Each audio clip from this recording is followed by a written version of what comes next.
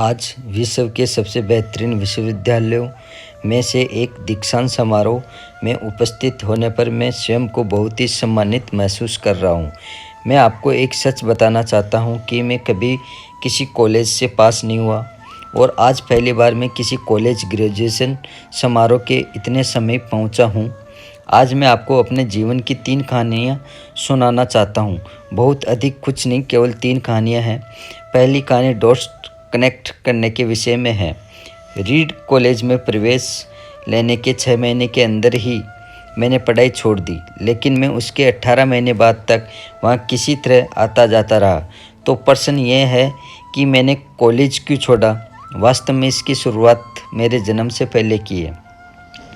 मेरी जन्म देने वाली माता एक यंग अविवाहित ग्रेजुएट छात्रा थी और वह मुझे किसी और को गोद लेने के लिए देना चाहती थी, किंतु उनकी यही इच्छा थी कि कोई कॉलेज ग्रेजुएट ही मुझे अडॉप्ट करे। इस प्रकार सब कुछ सेट था और मैं एक वकील और उसकी पत्नी के द्वारा अडॉप्ट किया जाने वाला था कि अचानक उन्होंने अपना विचार बदल दिया और निर्णय लिया कि वास्तव में उन्हें एक लड़की चाहिए। इसलिए तब आधी रात को मेरे माता पिता, जो तब वेटिंग लिस्ट में थे, को कॉल करके बताया गया कि हमारे पास एक बेबी बॉय है और क्या आप उसे गोद लेना चाहेंगे, और उन्होंने तुरंत हाँ कर दी। बाद में मेरी माँ, जन्म देने वाली माता को पता चला कि मेरी माता कॉलेज से ग्रेजुएट नहीं है और पिता तो हाई स्कूल भी पास नहीं है। इसलिए उन्होंने अंतिम एडॉप्शन पेपर साइन करने से मना कर दिया। लेकिन कुछ महीनों के बाद मेरे होने वाले माता पिता के मुझे कॉलेज भेजने के वचन देने के कारण वह मान गई। इस प्रकार मेरी ज़िंदगी की शुरुआत कुछ इस तरह हुई और 17 वर्ष बाद मैं कॉलेज गया, किंतु गलती से मैंने स्टैनफोर्ड जैसे ही महंगा कॉलेज चुन लिया। मेरे वर्किंग क्लास माता पिता की सारी जमा पूंजी मेरी पढ़ाई में खर्च होने लगी। 6 महीने बाद मुझे इस पढ़ाई का कोई महत्व दिखाई नहीं दिया। मुझे कोई आइडिया नहीं था कि मैं अपनी ज़िंदगी में क्या करना चाहता हूँ और कोई आइडिया नहीं था कि कॉलेज किस तरह मुझे इसमें मदद करेगा। और यहाँ मैं अपने माता पिता की जीवन भर की जमा पूंजी खर्च करता जा रहा था। इसलिए मैंने कॉलेज ड्रॉप आउट करने का निर्णय लिया और यही विचार किया जो भी होगा अच्छा होगा। उस समय तो यह सब कुछ मेरे लिए बहुत डरावना था, लेकिन जब मैं बीते हुए समय में देखता हूँ तो मुझे लगता है यह मेरी ज़िंदगी का सबसे अच्छा निर्णय था।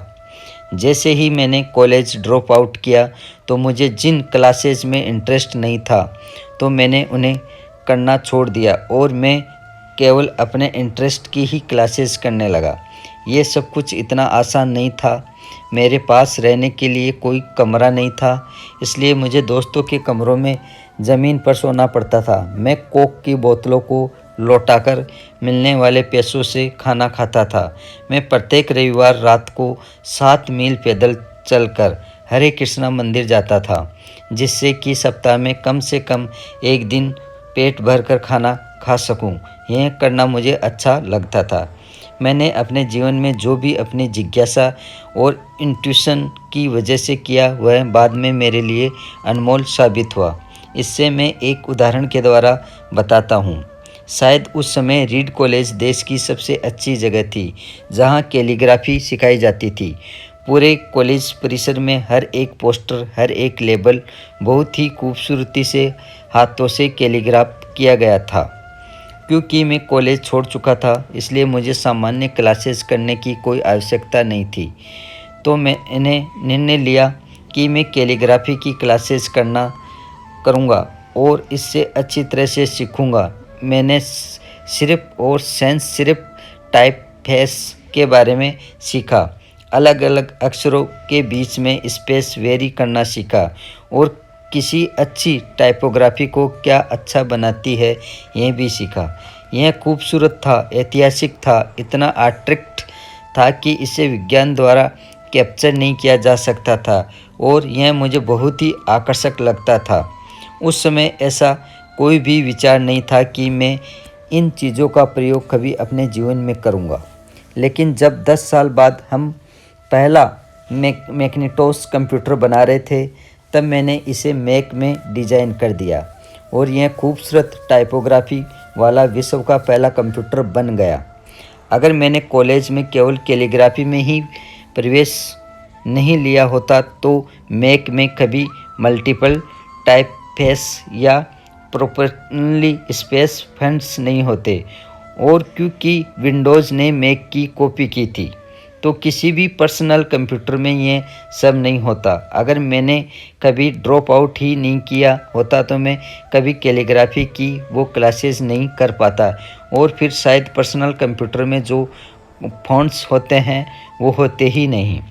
अवश्य ही जब मैं कॉलेज में था तो भविष्य में देखकर इन डॉट्स को कनेक्ट करना असंभव था, लेकिन 10 साल बाद जब मैं बीते हुए समय में देखता हूँ तो सब कुछ बिल्कुल स्पष्ट नज़र आता है।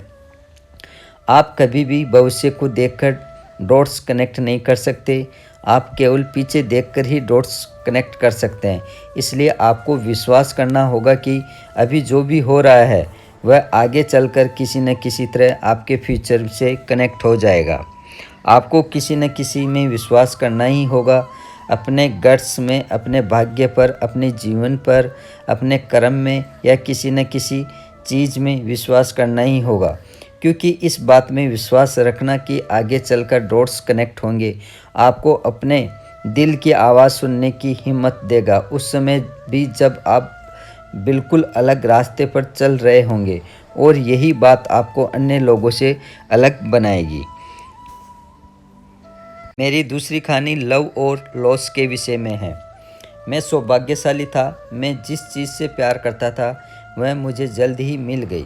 वोज और मैंने अपने पिता के गराज से एप्पल शुरू की तब मैं 20 वर्ष का था।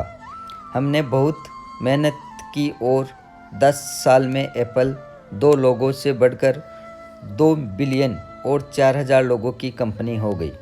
हमने अभी 1 साल पहले ही हमारी बेहतरीन रचना मैकिन्टोश रिलीज़ की और मैं 30 का हो गया था और मुझे कंपनी से निकाल दिया गया।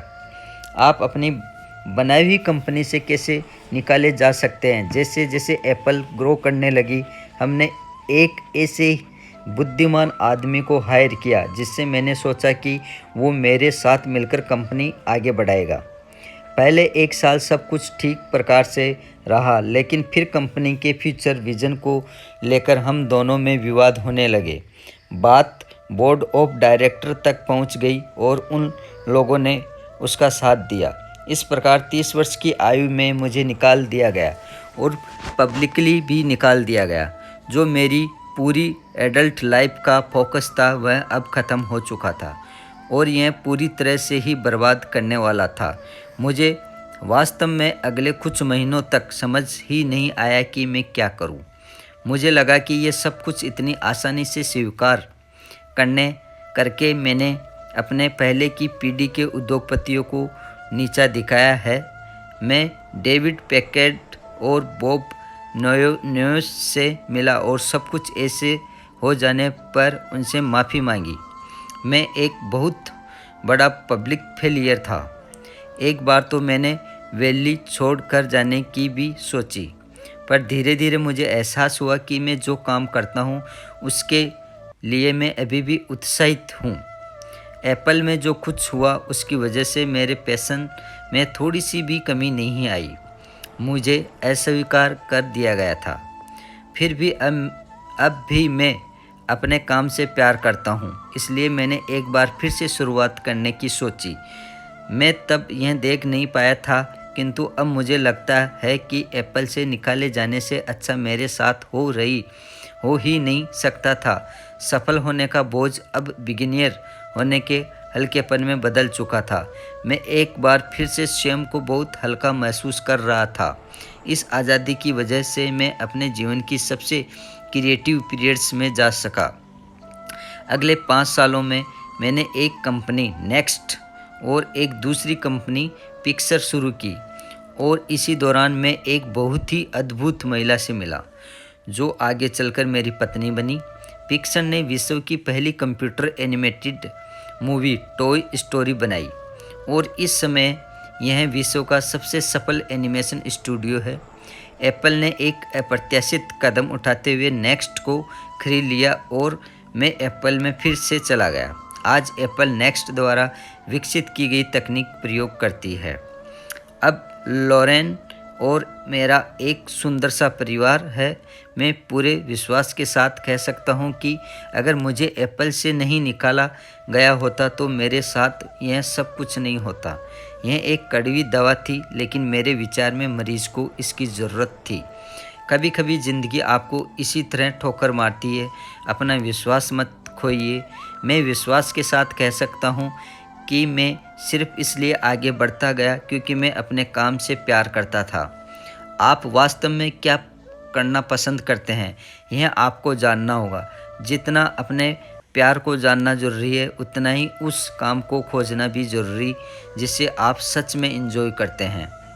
आपका काम आपकी ज़िंदगी का एक बड़ा हिस्सा होगा और वास्तविक रूप से संतुष्ट होने का एक ही तरीका है कि आप वो करें जिससे आप वास्तव में एक बड़ा काम समझते हो, और बड़ा काम करने का एक ही तरीका है कि आप वो करें जो करना आप पसंद करते हो। यदि आपको अभी तक वो काम नहीं मिला है तो आप रुकिए मत, उसे खोजते रहिए।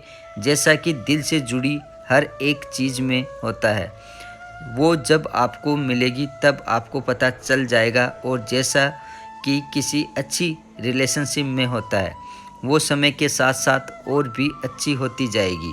इसलिए खोजते रहिए, रुकिए मत। मेरी तीसरी कहानी मृत्यु डेथ के विषय में है। जब मैं 17 वर्ष का था तो मैंने एक कथन पढ़ा था जो कुछ इस तरह था, यदि आप प्रत्येक दिन ऐसे जिए जैसे कि यह आपकी ज़िंदगी का अंतिम दिन है तो आप किसी न किसी दिन सही साबित हो जाएंगे। इसने मेरे दिमाग पर एक छाप छोड़ दी और तब से पिछले 33 सालों से मैंने प्रत्येक सुबह उठकर शीशे में देखा है और स्वयं से एक सवाल किया है, अगर आज का दिन मेरी ज़िंदगी का अंतिम दिन होता तो मैं आज वो करता जो मैं करने वाला हूँ। और जब भी लगातार कई दिनों तक उत्तर नहीं होता है तो मैं समझ जाता हूँ कि कुछ बदलने की ज़रूरत है। इस बात को याद रखना कि मैं बहुत जल्द मर जाऊँगा मुझे अपने जीवन के बड़े निर्णय लेने में सबसे ज़्यादा मददगार होता है, क्योंकि जब एक बार मृत्यु के बारे में सोचता हूँ तब सारी अपेक्षाएं, सारा गर्व, असफल होने का सारा डर, सब कुछ गायब हो जाता है और सिर्फ वही शेष रह जाता है जो वास्तव में महत्वपूर्ण है। इस बात को याद रखना कि एक दिन मरना है। किसी भी चीज़ को खोने के डर को दूर करने का सबसे अच्छा तरीका है आप पहले से ही नंगे हैं। ऐसा कोई कारण नहीं है कि आप अपने दिल की ना सुने। करीब 1 साल पहले ही पता चला कि मुझे कैंसर है। सुबह 7:30 बजे मेरा स्कैन हुआ जिसमें साफ दिखाई दे रहा था कि मेरे अग्नाशय में ट्यूमर है। मुझे तो जानकारी भी नहीं थी कि पैनक्रियाज क्या होता है। डॉक्टर ने लगभग पूरे विश्वास के साथ बताया कि मुझे एक ऐसा कैंसर है जिसका उपचार संभव नहीं है और अब मेरा जीवन केवल 3 से 6 महीने का ही है। डॉक्टर ने मुझे सलाह दी कि मैं घर जाऊं और अपनी सभी चीज़ें व्यवस्थित कर लूं, जिसका डॉक्टर की भाषा में मतलब था कि आप मरने की तैयारी कर लीजिए। इसका अर्थ है कि आप कोशिश करिए कि आप अपने बच्चों से जो सारी बातें अगले 10 साल में करते वो अगले कुछ ही महीनों में कर लीजिए। इसका तात्पर्य यह हुआ कि आप सब कुछ सुव्यवस्थित कर लीजिए कि आपके बाद आपके परिवार को कम से कम परेशानी हो। इसका यह अर्थ हुआ कि आप सभी को गुड बाय कर दीजिए। मैंने इस डायग्नोसिस के साथ पूरा दिन बिता दिया और शाम को मेरी बायोप्सी हुई जहां मेरे गले के रास्ते पेट से होते हुए मेरी आंत में एक एंडोस्कोप डाला गया और एक सुई से ट्यूमर से कुछ सेल्स निकाले गए। मैं तो बेहोश था, लेकिन मेरी पत्नी जो वहां उपस्थित थी उसने बताया कि जब डॉक्टर ने माइक्रोस्कोप से मेरे सेल्स देखे तो वह रो पड़ा, क्योंकि सेल्स देखकर डॉक्टर समझ गया कि मुझे एक बहुत ही दुर्लभ प्रकार का पैनक्रियाटिक कैंसर है जो कि सर्जरी से ठीक हो सकता है।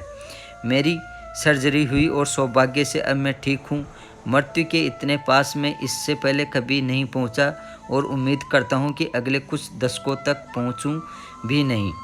ये सब देखने के बाद मैं और भी विश्वास के साथ कह सकता हूं कि मृत्यु एक उपयोगी लेकिन विशुद्ध रूप से बौद्धिक संकल्पना है। कोई भी मरना नहीं चाहता है, यहाँ तक कि जो लोग स्वर्ग जाना चाहते हैं वो भी वहाँ जाने के लिए मरना नहीं चाहते हैं। फिर भी मृत्यु का वह स्थान है जिसे हम सभी शेयर करते हैं।